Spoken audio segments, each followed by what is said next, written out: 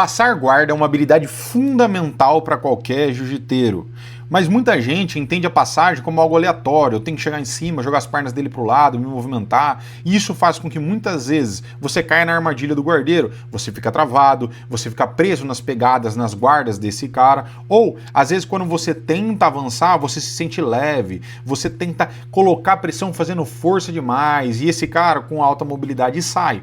Às vezes você até chega na lateral, mas esse cara consegue fugir o quadril, costurar, o cara que é muito flexível. Ou seja, se você levar a passagem achando que é um negócio aleatório, que só precisa se movimentar bem, você vai errar.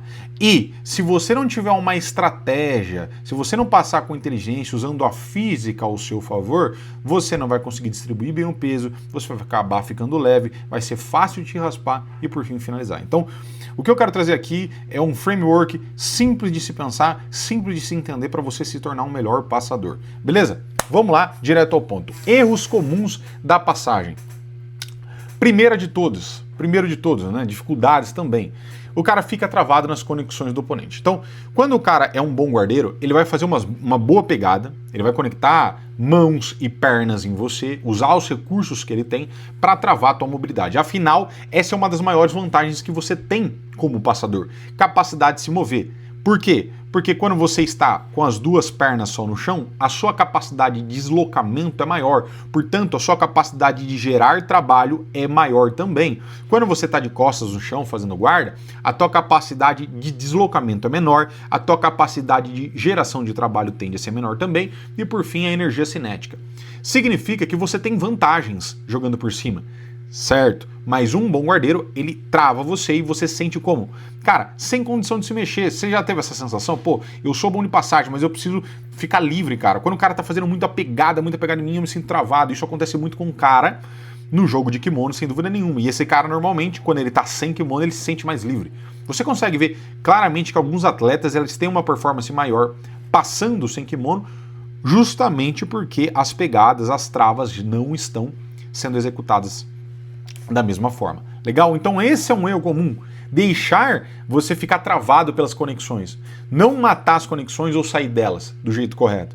Isso te frustra como passador. Segundo ponto. É comum o cara que inicia ter uma movimentação rígida. Você sente que aquele cara faixa branca, muitas vezes, ele é um cara travado? Você já percebeu isso? Puta, mano, você vai ver que o cara passa, ele sapateia pra passar, trava muito... Parece que tá todo momento fazendo uma força. Isso é normal do cara que tá iniciando. Por quê? Porque ele não aprendeu a controlar os níveis de liberdade que tem nas articulações. Ele joga travado. E essa movimentação rígida tira de você também a vantagem que o passador tem, que é uma vantagem de mobilidade. Ou seja, você precisa usar a sua velocidade e o tempo ao seu favor para conseguir se movimentar em torno do guardeiro, porque ele não vai acompanhar da mesma forma. Ele vai ter uma limitação. Então, isso... A tua movimentação, a forma que você joga as pernas para um lado, a forma que você, inclusive, se projeta para cima desse cara, beleza? Jogando peso, isso tudo não pode ser rígido. Você pode ficar travado. Você tem que ter uma fluidez. Beleza? Você tem que ter uma fluidez. E, óbvio, de uma forma que você esteja móvel, solto e não preso nas guardas desse cara ou pegadas.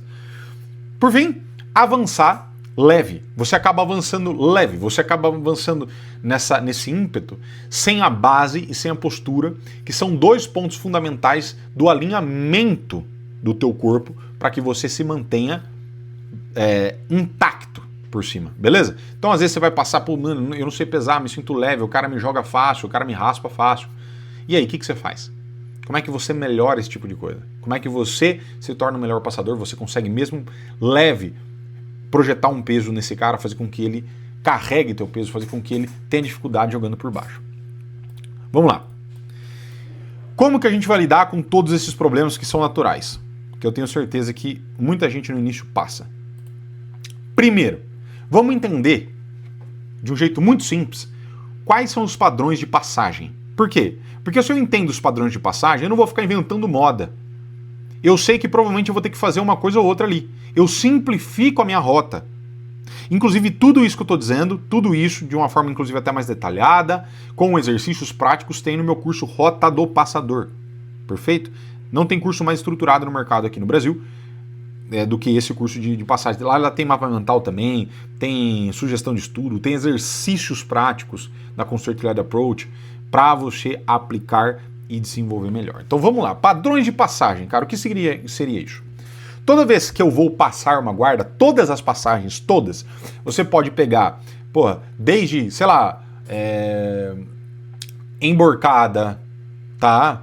Você fazer um over-under, você fazer uma toreada, X-Pass, qualquer uma, vai passar por esses 3 pontos, ou um só, ou os 3 juntos, tanto faz, ou 2, mas elas vão esbarrar nesses pontos aqui. Primeiro, ou o cara vai usar, por exemplo, a linha do joelho, vai fazer com que a linha do joelho abaixo passe a linha do quadril, perfeito? Então, ó, veja aqui, ó, a linha do joelho está abaixo da linha do quadril. Isso faz com que o tronco desse cara se exponha. É a famosa ideia da conexão cotovelo com o joelho. Você abre ela, né? E você expõe. Eu acho mais fácil essa percepção, linha do joelho, linha do quadril, porque não necessariamente para você chegar na lateral você precisa desconectar o cotovelo desse cara, né? Esse cara, ele vai estar desconectado do joelho, mas o cotovelo vai estar compacto, beleza? Então se você pensar nesses termos, fica mais fácil, eu acredito, tá? Para mim.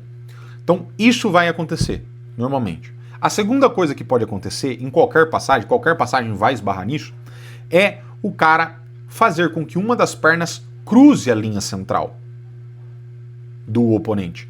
Ou cruze a linha central, ou ele direcione a linha central, né? Ele não chega a cruzar, mas tende a linha central, porque assim a lateral, uma das laterais, fica exposta.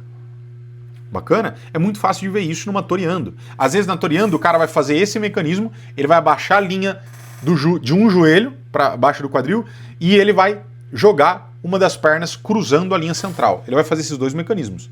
Uma over-under é a mesma coisa. Porque o cara vai tender a jogar a perna para a linha central, ele está abraçado lá, uma perna ele está agarrada, né, emborcando, e a outra ele está envolvendo lá com as mãos e com as pernas. Ele vai tender a jogar, a trazer essa perna mais para a linha central, e à medida que ele faz isso, ele também afasta, né, a linha do joelho abaixo da linha do quadril. Ele leva, então ele faz esse movimento, só que com outros mecanismos. Ele não está usando só a mão, ele está usando as pernas para agarrar e fazer esse mecanismo.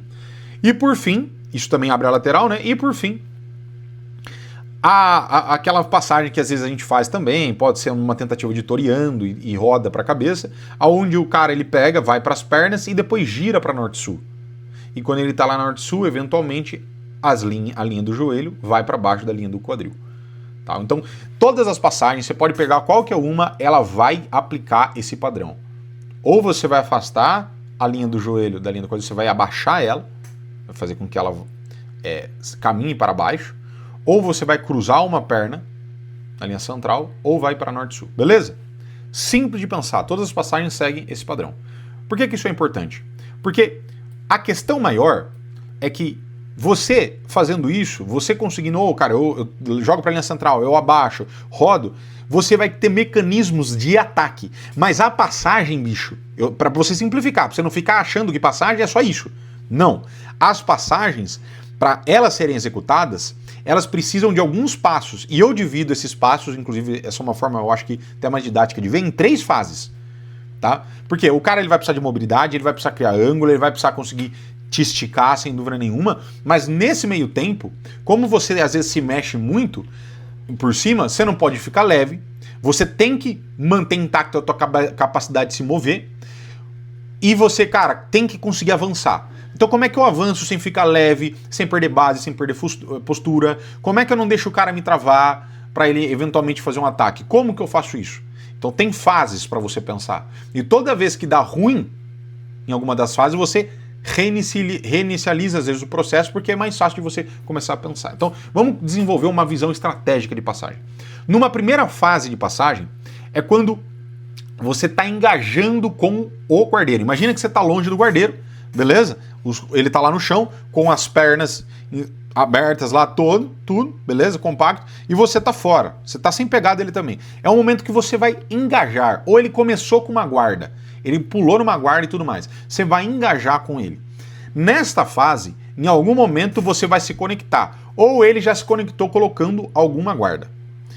Esse é um primeiro momento em que 2 coisas são sua meta principal. Você não tem que pensar em executar esse padrão de passagem e ir já para cima. Não.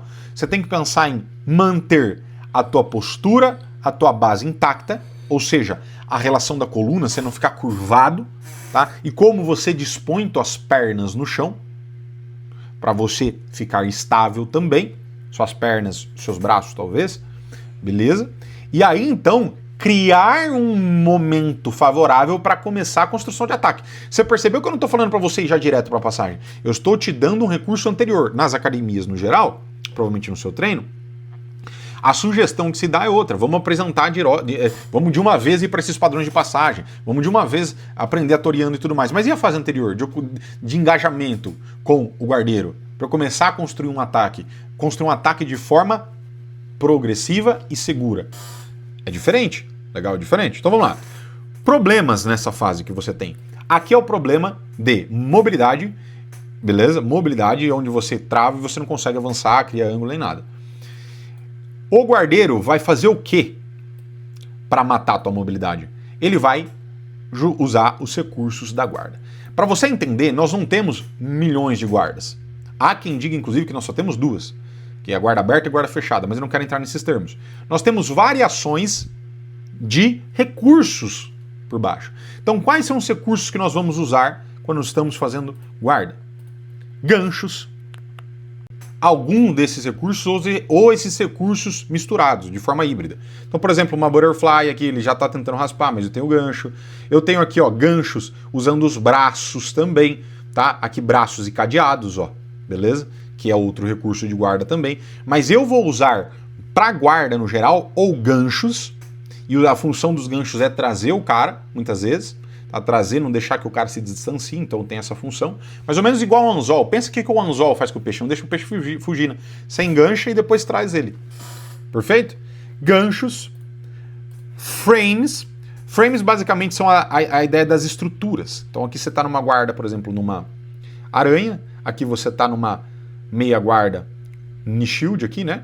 Com os braços e os joelhos, você percebe que o osso, né, o comprimento do braço, do fêmur, está limitando a distância dele. Então, os frames são usados para limitação de distância, para você conseguir controlar essa aproximação do cara. Enquanto os ganchos não deixam o cara sair, né, você traz o cara, os frames não deixam o cara se aproximar de tal medida que ele fique colado com você e, tipo, gere um problema. E por fim, os grampos, cara. Se a gente fosse limitar as guardas, seriam isso. Você tem que lidar não é com a guarda em si, esse é o ponto, é com o recurso. Os grampos, por exemplo, aqui, ó, na guarda fechada, tem a guarda 50, eu mostrei os ganchos, mas por exemplo, aqui, ó, a gente tem a dip, ó um cadeado aqui, um grampo aqui, ó, tá ligado? É quando duas articulações se cruzam, beleza? A mesma coisa aqui, ó, guarda fechada, tem 50, legal? E tem outros mecanismos também que a gente usa não só para fazer guarda, esses cadeados. Mas basicamente, todas as guardas vão usar desses recursos, ou só esses recursos, cada uma delas, por exemplo, uma butterfly só usa os ganchos, por exemplo, ou mais de um, como foi o exemplo da dip, né? Em que eu estou usando cadeado e gancho aqui com os braços. Beleza? Tudo isso para você entender que, se você tenta entender que sair das guardas é sair de uma guarda específica, até pode ser que você consiga e não tem problema. Eu falo desse jeito também. Mas fica mais simples num primeiro momento você sacar que o que você tem que lidar não é com a guarda em si, mas é com o recurso que o cara está usando para fazer a guarda. E ele usa os ganchos, os frames e os grampos. E as pegadas, que eu também colocaria gancho também. Pegadas, conexões. Então, para o cara evitar que você se aproxime tanto, saia, para deixar que você se mova, ele vai usar esses recursos. A pergunta é, como é que eu saio de um gancho no geral? Pensa, o peixe está com a boca lá no anzol. Como é que você tira o anzol da boca do peixe? Né? Ou, se você fosse olhar de outra forma, tirar o peixe do anzol. Você entra mais? Não, você tem que sair, né? De algum jeito. Como é que você faz isso? A dinâmica seria mais ou menos a mesma coisa. Se o cara está se enganchando comigo de algum jeito, como é que eu tiro isso? Se o cara está usando os frames para me empurrar, limitar a distância, se eu continuar avançando em direção aos frames, eu vou conseguir tirar eles de jogo? Não. Mas e se eu começo a gerar uma força em ângulo no frame? Ao invés de disputar na mesma direção e sentido oposto, eu faço uma força em ângulo, né? Eu não disputo frente a frente, eu vou de lado. Legal? E grampos a mesma coisa. Ou eu posso tentar abrir o cadeado de algum jeito, nesse caso aqui é uma possibilidade, ou eu posso tentar ir lá com a mão mesmo, afastando as pernas, tentando abrir, ou eu posso tentar, de alguma forma, sair por dentro desse espaço, tá? Por dentro do cadeado. Quer ver uma forma? Várias vezes vocês estão tentando abrir a guarda fechada, colocando o joelho dentro da bunda do cara. Porque à medida que você faz isso, você consegue um espaço. Às vezes, se o cara é muito comprido, você não consegue nem abrir o cadeado. Ele não sente um desconforto, mas o que você consegue é entrar o joelho dentro. Então esse joelho fica aqui e você começa a criar espaço para sair justamente por esse espaço que está entre as pernas desse cara. Muitas vezes você faz isso como também aqui, quer ver? Numa meia guarda. Você tira o pé daqui dentro. Você não faz isso? Você não tira o pé de dentro? Então ou você vai sair por dentro e por fora, imagina aqui e tal, ou você vai abrir o cadeado. Você pode abrir o cadeado ou sair por dentro e por fora. Beleza? Então por que isso é importante? Porque o mecanismo para você lidar com os frames, com os cadeados, com os ganchos, são os mesmos. Tá? Com as pegadas também tendem a ser. Então quando você está num primeiro momento, você tem que saber lidar, nesse momento de engajamento, você tem que saber lidar com esses recursos, porque se você não souber lidar com esses recursos, o guardeiro vai te travar. E aí você vai perder a mobilidade, você vai ficar travado, sente que você não dá no movimento, e ele começa a escalar, vai lá com a perna não sei aonde, e ele te raspa, te pega. Então você precisa saber lidar com isso. Tenho isso explicado de forma didática, com exercício também para você fazer dentro do tatame, no meu curso Rota do Passador. O link está aqui embaixo, tá? Você vai para uma página ali no link onde tem meus produtos, ali está a Rota do Passador. Dá uma olhada. Depois que você lida com esse problema, você vai para onde? Essa é a fase 1. Você vai para onde? Você vai começar a aplicar os seus objetivos, né? Qual que é o objetivo nesse caso? Você precisa criar a tua base, tua postura, não deixar, beleza? Esse cara com os ganchos, com os frames, destabilizar a tua base, a tua postura, e buscar por posições de transição que nós chamamos de posições de transição, mas são posições neutras. O John Danaher explica isso também, né, no curso dele e tal, mas eu acredito que essas três, ele dá mais uma ainda, mas eu acredito que essas três é a mais fácil. É como se você tivesse uma base de acampamento ali, você se acampa naquele lugar ali e fica de uma forma mais segura. Então você sai dessas pegadas, você sai desses recursos e você vai para uma posição onde o cara de baixo e você estão numa certa neutralidade. Ele não tem tanto controle de você e vice-versa. São elas knee drop, split squat e essa outside, né? Você está fora do cara. Então vocês não estão se envolvendo. Perfeito? Quando isso acontece, aqui, né? Então você perceba que a gente está de uma visão progressiva agora da luta. A partir desse momento eu vou construir meu ataque. Então eu não estou falando para você ir direto atacar. A partir desse momento que você constrói isso aqui, você vai para o ataque. Às vezes você vai chegar na luta, o cara vai te chamar, você estoura as pegadas, pronto, você já desvencilhou, você já está aqui. Agora você vai começar a construir seu ataque. Aqui você vai para o Matoriano, você vai para onde você quiser. Legal? Então essa é a fase 1. Chegou na posição de transição, tá de boa, beleza. Vamos para a fase 2. Fase 2. Fase de controle e construção de ataque. É controle e construção de ataque, não só atacar igual maluco.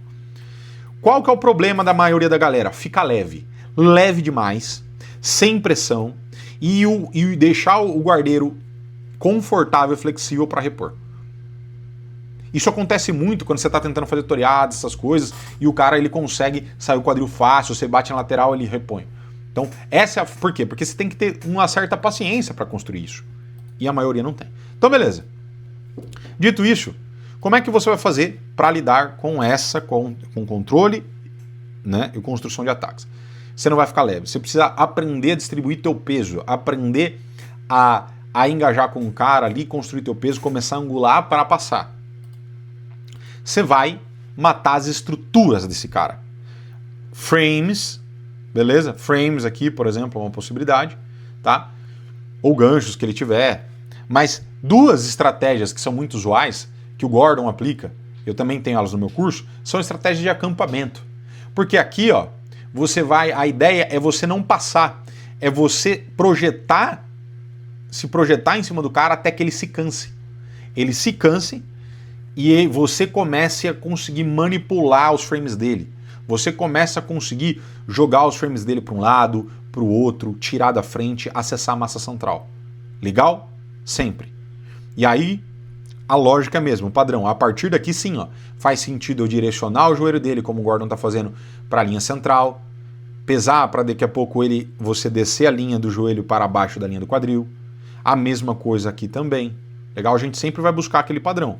Então, o primeiro é o J-point camp, que a gente fala, né? Então você fica alinhado com a linha do quadril, imagina a linha do quadril aqui, imagina que você está toreando, você gira e se alinha. E se projeta dessa forma, tá? Pro cara. Ah, Gabriel, mas não é fácil do cara me raspar? Quando você está num processo de construção de ataque, não. Porque o que ele tem que fazer aqui, ele está preocupado em lidar com você atacando, certo? Ele pode te desestabilizar em algum momento, sem dúvida nenhuma. Mas aqui, você está mais seguro do que ele. Perfeito? Projetou o peso nessa linha, espera, você não quer avançar. Ele vai sucumbir muitas vezes. Ele vai cansar as estruturas e esses joelhos vão começar a descer. E aí a massa central. Se ele não projetar, se ele não conseguir, se ele conseguir ficar um tempo ali, ele vai cansar de algum jeito e aí você vai começar a criar oportunidade para passar. Mas a ideia é acampar no lugar. Mesma coisa na inside. Então eu chego, por exemplo, ali numa split squat, que é a posição de transição, e eu começo a me projetar em cima do cara. E alterno entre me projetar em cima do cara e esticar minha perna ao solo, jogando meu quadril em cima do frame também. Perceba, é uma constante variação entre projeção e também eu esticar o meu corpo, o meu quadril, para fazer com que o oponente de baixo ele lide com o meu peso. Eu estou só simplesmente jogando tanto para o braço quanto para a perna, para cansar ele de várias maneiras, e em algum momento ele vai abrir o espaço para eu fazer uma money cut aqui, ou para eu agarrar o centro de massa. Isso são estratégias muito boas. Tem algumas outras que inclusive eu também explico no meu curso, e eu acho interessante você dar uma olhada, tá? Caso você queira, e como eu falei, o link está ali embaixo. Rota do passador. Perfeito, cara. Fase 2, eu cheguei lá, consegui administrar essa distância, tirar isso, e algumas estratégias válidas são essas de acampamento. Mesmo se você começou numa toreando antes, Vral, você para ali e fica acampado, você não vai de uma vez, certo? O que você vai começar a fazer depois? Uma hora ou outra esse cara vai dar uma certa abertura para você acessar a massa central. E aí entra o terceiro e último problema, que é o indivíduo ter espaço para sair o quadril, repor a guarda, ou conseguir ficar muito lateralizado. Porque o objetivo central da passagem é deixar esse cara de costas no chão. Porque no momento que ele está de costas no chão, ele não gera tanto trabalho também. Você lembra nisso que eu falei? Ele tem dificuldade de gerar trabalho, de produzir trabalho. Ele não desloca tanto o corpo. Então ele precisa ficar de costas no chão e ele tem dificuldade, então, de trocar força com o indivíduo, com o solo. Então, uma vez que eu consigo colocar ele de costas no chão, já dificulta muito. Legal? E esse é o objetivo central, e aí eu vou fazer isso com meus braços e tudo mais, perfeito? E uma vez que eu consigo colocar ele de costas no chão, onde que eu vou colocar a pressão? Eu preciso fazer ao máximo que esse cara consiga esticar os cotovelos dele, pelo menos um, levando o bíceps para perto da orelha, tá? Eu posso fazer isso com o meu joelho, tá? Levando isso, isolando ele, e gerar uma certa pressão no tronco também. Porque a partir das pernas e dos pés no chão, ele vai conseguir gerar uma ponte com o tronco e aí ele vai ter espaço para sair o quadril. Se eu faço essas duas coisas, estendo o cara e coloco uma pressão no tronco, o que eu estou fazendo? Eu estou pinando ele no solo, fazendo com que ele não vire de lateral e eu estou evitando que ele me empurre também. Estou deixando ele cada vez mais vulnerável e aberto para agora eu começar uma finalização. Joia? Perfeito? Fase 1 é a fase de engajamento. 2 de controle e ataque. 3. Deu errado, bicho. Vamos puxar a setinha aqui. O que você vai fazer? Você vai voltar para fase 1. Que é, na verdade... Deixa eu pegar aqui, eu acho que até ficou ruim essa agora, né? Que é, na verdade, você vai voltar para cá. Ó. Fazer as próprias conexões e se mover criando ângulo. Como? Posição de transição. Então, na verdade, você vai voltar para cá. Ó. Deu ruim, você vai buscar voltar para cá, aonde você vai criar a base, postura e buscar a posição de transição. Ou seja, você retorna para uma situação de segurança se algo dá ruim. Se você começou a sentir que você está estável, o cara está destabilizando, se você vê que dá para avançar, beleza. Mas se você não vê, volta. Retorna para essa situação. Legal? Legal? Perfeito? Isso aqui, cara, isso aqui é para te dar uma visão estratégica do que você tem que fazer para passar guarda e não simplesmente chegar e ir lá e achar que você tem que vral de uma vez. Isso te dá mais controle na luta, mais expertise, mais inteligência de luta. Perfeito? E é isso que eu quero que você tenha, é isso que eu quero oferecer no meu canal. Se esse vídeo te ajudou, cara, se esse vídeo conseguiu abrir um pouco da tua visão sobre passagem, eu sugiro que você veja o curso. Ele é baratíssimo, o link tá aqui embaixo. Você vai entrar, tem um link geral de vários produtos meus e ali vai estar Rota do Passador. Vai te ajudar demais. E se você gostou desse vídeo, deixa seu comentário também, cara. Eu tô aqui para ajudar, eu tô aqui para realmente orientar os alunos e tentar ser o mais usual, né? Que eu quero dizer, mais útil para vocês todos. Fechou? Tamo junto e bora pra cima, cara. Bora pra cima que o ano começou e eu quero ver vocês bons de jiu-jitsu, inteligentes de jiu-jitsu até o final desse 2026. É nóis.